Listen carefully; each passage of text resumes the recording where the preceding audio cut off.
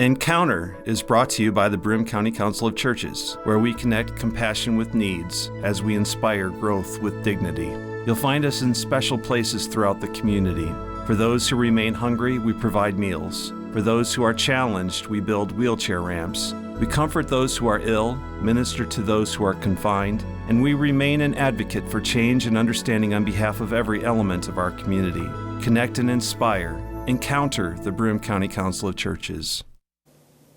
Friends, welcome to the Encounter program sponsored by the Broome County Council of Churches. I'm your host, Mark Kimpland, the pastor at the Endwell United Methodist Church. So glad you've joined us today. May is Mental Health Awareness Month, so our program today is going to highlight the Mental Health Association of the Southern Tier, and I want to dive right into this. We have three guests with us today. The first is Crowe, who is the Executive Director. Next, we have Kaitlyn Andrews, who is the Director of Operations, and also Christopher Perez, who is the Director of Crisis Services. I got that right? Fantastic. Welcome to the Encounter program. So glad that we were able to make this happen. So I'm very, very glad you're here. But let's start here. I have a confession. I don't know a whole lot about this. This is why I'm very excited about this. But I probably am not alone. And so why don't we just start with what's the mission? What's the mission of your agency? Maybe a little bit of background, a little bit of history, just to kind of get the ball rolling. Who'd like to start? Sure, okay. I'll fill you in on our mission and history for MHAS. Our mission really is to improve the quality of life for individuals that are struggling with mental health challenges. And we have done this in the past over the years through advocacy, education, supportive groups. We've had a variety of programs over the years. We've actually been in operation since 1927. Wow. So we're coming up on a big 100-year anniversary in the next few years, which is really exciting. And there's even people that still don't know much about us, even though that we have been around in the area for that long. We do a lot of programs focused on that support and advocacy and education. And we've been in the midst of a transition for the last couple years, so we're really focusing on some new ventures and growth and development within the organization. One of the interesting things about our history is the idea of a bell, which is sort of the logo, so to speak, for mental health. And years ago, when people were institutionalized or were in asylums, they had a variety of stigma associated with that, and people didn't want to deal with people in the community. So that was the answer way back then. So as people became more aware and recognized the importance of treatment and diagnosis and supporting individuals with mental health challenges, they took all of those chains and shackles from the asylums all across the country, and they melted those down and created a huge bell. And that has been kind of the logo, as I said, for mental health awareness, to let people know that there is still hope, and the bell can ring for hope and victory over mental illness. Oh, that's amazing. That's amazing. Now, what degree, this is just another something that just popped into my mind here, to what degree do you still deal with those stigmas? Knowing that it's been that long and all of that, I mean, do you still run into that? Mm-hmm. Absolutely. There is quite a bit of stigma, yeah. I would say, still in communities and across the nation. I think there is much more awareness now on mental health and people recognizing and understanding the challenges, but there still is a stigma. It is still difficult for people to ask for help or to realize that they do need help and be able to access it. Yeah, we've done a lot of work, but we've got a long ways to go there still. Yeah. Yeah, it's just sad that in today's time and such things, there's still that stigma. And okay, thank you. I appreciate that. Now, you talked about some current projects or some rebranding, or has this always been the Mental Health Association of the Southern Tier? Has it always gone by that name? And yes, originally I think it was Broome County Mental Health Organization, but we did change to the Mental Health Association of the Southern Tier quite a number of years ago. Okay. So, yeah. Let's talk a little bit about that rebranding. Sure. Where are you going, and how is this emerging through your work? We are really excited about our rebranding. We, like Megan just talked about, the bell, a logo, and the importance of that to our community. We are in the midst of creating a new logo, and we are happily incorporating the bell into that, but with more of an updated kind of new inclusive look, more modern, and we are also revamping our website. So we're going to be excited to share more on that soon. We're hoping by the end of the summer to fall, we're going to have a whole new look, and it's really we're not changing the mission, so to speak. Everything remains the same, but we feel that we've been around for almost 100 years, and it's going to be really nice to see a fresh new face of MHAST. So. Yeah. Are there other specifics about that? I mean, it's got to be an exciting time. I mean, you're kind of just unveiling something that's old, but something that's brand new. That's got to be exciting to be able to do that. Yeah, and I think it's about, like you're talking about, like breaking down the stigma, and just freshening things up and reminding people, where we've been and where we're going, and just to realize that it is a process, right? And it's something that we're happy to be a part of, and just being able to help the community to I guess get a fresh perspective, and just stay fresh when it comes to the idea of mental health, and that we do, like, what if 100 years under our belt coming up. This is amazing, right? But there is still a long way to go, and we've been there throughout the journey, and that's what we want to do, is just remind people that we're here. Yes. So let's talk a little bit about what's happening now, program services, the people that are watching us and hearing this for the first time, or maybe have heard of the agency and such things. What services now do you want to highlight for our listeners and our viewers and the programs that you have? I think over the years, because we've been in operation so long, we have had a huge variety of services, and some of them have stuck around. Some of them have been grant funded, so maybe have a limited life that we've been able to offer, but we have some really great core programs right now, and I would love for Chris and Kaitlyn to share a little bit more about that, because they are in the nitty-gritty of program operations every day. So I'd love for them to share about our programs. Fantastic. Yep, so I, as the Director of Operations, am involved in all of the programming of the agency, and Chris oversees our crisis programs specifically. So I'll kind of give an overview, and then I'd love for Chris to share a little bit about our specific crises programs. Okay. So we currently offer peer-led services as well as some clinical services. We have our Sunrise Wellness Center, and they offer peer-led individual and group supports. They really focus on the health and wellness of the clients that they serve. We currently run multiple groups per week. They are continuously operating with multiple one-on-one sessions every day. We've got peer recovery specialists, that's their title, peer recovery specialists, that are employed through that program. And then we also have the warm line. It is not a crisis line, I like to be clear there. It is a 24/7 warm line that people are able to call. It's a very busy line.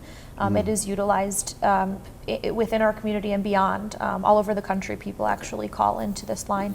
And it's really for people who might be just struggling with mental health challenges, and they're not yet at the level of a crisis. So they're able to call and get support, maybe talk through that, that current challenge, and maybe be de-escalated before they're needing to really utilize a crisis service.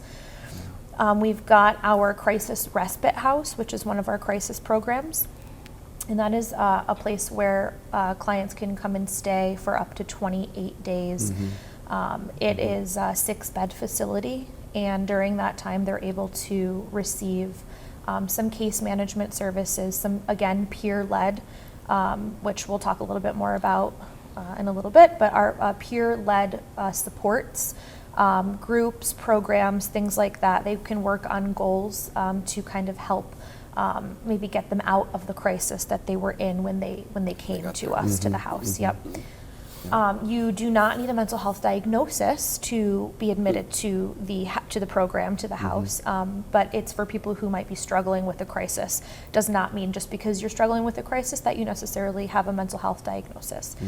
We have our mobile crisis team as well. Chris used to supervise that team, so I'll let him talk a little bit about that, and then maybe share more about crisis respite if there's more to share. Sure. And I think, thank you. And so mobile crisis is really unique, and specifically the opportunity that MHAST has had to partner with local agencies, law enforcement agencies specifically.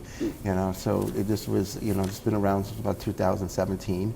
Right, and at that time, it was thought that partnering, interdisciplinary approach with the law enforcement, with mental health providers, would allow the officers another tool to be able to go into the community and not to break down the stigma that we're talking about and continue to chip away at it. And and throughout the development of this mobile crisis team, not only do we have we had the opportunity to work with all our law enforcement in Broome County, not just Binghamton, but we have the Vestal and Endicott, Johnson City, State and Sheriff's Department, where we also we provide supports to other agencies in the community, which I think is one of the really great things that we're there to we're here to support the whole community from like the roots up, right? And you say, like Kaitlyn was mentioning, our workers are peer support specialists, and they're certified peers through New York State, which means that they have a lived experience, right? That we're there at the roots of stuff. We're there with people that are going through these tough times, but we also have people that are with them that have been through these times, right? And then I think we're going to talk about a little bit more the difference between the clinical aspect of mental health and the importance of the peer aspect, to support. It's kind of like a tree, right? And, the tree can get as large as it wants, but the roots. It's that peer-to-peer interaction. It's the heart work, basically, that we really do. Yeah, and the same thing with the house, like Kaitlyn was saying, right? We have people who are successful in the community that go to work every day, go to school. They're struggling, right? Their loved ones are going through the struggle with them, and sometimes you just need a respite, right? You just need a place to get away where you're amongst friends, amongst peers, right? You're supportive. We provide groups, different types of groups through the house to help individuals, to guide them through this journey of mental health. So I think that's really the unique part of, for me, coming on board with the great team that we have. Wonderful. We all came in together, and we've been riding this wave. Good. We've been riding it. We're going to keep riding it. Awesome. I want to add Please. one more thing. We have a continuum of services at MHAST, and so let's say somebody is maybe discharged from general, right, from hospitalization. And maybe they interact with mobile crisis. They can then enter our crisis respite house. When they've left the house, it's sort of like a step down. They go back to the community, back to their home. They can interact with our Sunrise Wellness Center, and they can receive continued service through the Sunrise Wellness program. We're going to be adding to our continuum soon, specifically our crisis continuum, and we did just purchase a building in Binghamton, and we are going to be operating another crisis center. Hopefully in the next year we will be operational, and we're going to be really excited to share more about that in the coming months and in the new year. So that'll definitely be shared through our new website and our social medias as well. So look out for that. It really is exciting to think about that true continuum of services. Right, and we're there to support. We have that true continuum from the crisis, right, with mobile crisis, right, going out to a call. Right, that can potentially turn into this person just needs a respite. So they go to the house, and then while they're there, they're introduced to programs, all right, that are at the Sunrise Wellness, right? And then when they do leave the house, they have the option of continuing these programs, and so it's a true continuum. And with this new endeavor that we have is really exciting, and it's going to really serve the community well. Wonderful, Yes. wonderful. Friends, our guests today are Megan Crowe, the Executive Director of the Mental Health Association of the Southern Tier, Kaitlyn Andrews, the Director of Operations, and Christopher Perez, who is the Director of Crisis Services. As we were putting this together and getting some questions, I was intrigued by this next one. What are the most common misconceptions of what it is you do? Is there anything that comes to mind that you just kind of wish you could correct or have people perceive it a little bit differently? Yes, I would say that the most common misconception is that MHAST is a counseling center or that offers individual therapy, and that has never been the mission of MHAST or any of the mental health associations across the state and across the country. It has been purely supportive in focus. So although we don't offer that one-to-one counseling or family counseling, child and adolescent counseling, we do employ clinicians. We have licensed social workers on staff, including Chris as the Director of Crisis Services. He offers that clinical expertise for our programs and for some of the challenges that we encounter with clients. But overall, that is definitely the biggest misconception. So we do a lot of therapeutic programming and supportive programming, but not specific therapy or counseling services. We do refer people when necessary, but instead of that one-on-one or counseling, the peer support is our focus. And again, as they've already mentioned, the peer supports and having somebody that has had a similar experience, a shared experience, whether it was themselves or a family member, the research shows that peer relationship in conjunction with maybe external therapy and external counseling really makes a difference and is the most beneficial combination for the client as they approach their own recovery. It sounds like that peer experience, so that's kind of what makes you unique. Yes. Am I correct? You are then? correct. You're very, very, Yes. very correct. So Okay. whether our staff are clinicians, we've got social workers, we've got KSACs, we've got peer recovery specialists, we've got administrators. Everybody that is hired through MHAST has lived experience, and so everybody has the ability to share that that peer level approach when working with clients, or even when we're in meetings and we have to develop new implementations about programs. We've all got that lived experience perspective, and that really makes a difference. When the mobile crisis staff are out, responding to a call, and they're a clinician, but they also are able to sit down, maybe somewhere on a bridge, these are real things that happen, and they're able to say, I know I've been here, right? I may not know how you feel exactly, but I have been here, and that really makes that level of empathy that our staff can feel versus sympathy, that they might get at a different, different provider, really makes us unique and separate. Yeah, I feel like a bobblehead here because I'm sitting here agreeing because it's like, there's like everything they're saying, and to think about it, 100 years, coming on 100 years of peer-based services, right? And research is just catching up with MHAS because, like Megan has mentioned, research shows that peer-led services partnered with clinical services, right, are the most effective. But the part, for me as a clinician, I would say the most important part of that is the peer-based, but guiding the peers with an individual working together, because it's that shared experience. Like Kaitlyn was saying, being able to sit on a bridge or go to a house for 2 hours, and not only that, but also to support, the police department, and being able to partner with them, you mentioned it's May is Mental Health Awareness Month, and we just finished a CIT, Crisis Intervention Training, with the local police departments, and that includes dispatchers, That includes the Binghamton Sheriffs, University. the university police. Yeah, So yeah. just educating and being there, like I always refer to MHAS as like the roots, right? If not like peer-based services, Yeah. you know, without the roots and getting to the peers and being with somebody, the tree kind of topples. And Yeah, those things yeah. are really important. Yeah. And this is, it's all hands on deck too. That CIT course that Chris just mentioned. It's one of our offerings in terms of, I guess you can say, maybe education and services. And all hands on deck. The Broome County DA's office, Care Compass Network, Broome County Mental Health, and Binghamton Police Department, along with us, we all facilitated this training together.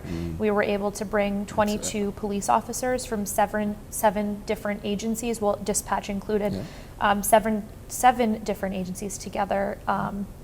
And we hosted that at ADRE last week. It was a 40-hour certified training. So now we've got another 22 officers out there on the street that are crisis trained and able to intervene and potentially de-escalate a crisis situation. That's wonderful.